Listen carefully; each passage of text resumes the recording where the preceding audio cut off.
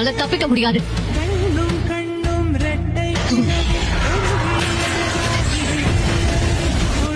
நான் மட்டும் இந்த வெடி விபத்துல இருந்து தப்பிக்காம மாட்டிருந்தேன்னா நிச்சயமா அதோட விளைவுகள்லாம் கன நேரத்துல விபரீதமா மாறி இருக்கும். என்ன இது எல்லாமே பேப்பர் பாம்ஸா?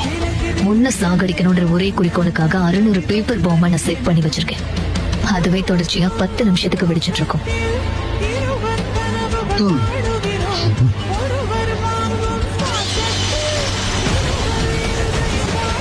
இவ்வளவு சக்கரை தேவைப்படும்னு நான் கொஞ்சம் கூட நினைக்கவே இல்லை.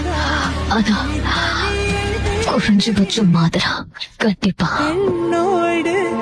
இறந்திருப்பான் தானே.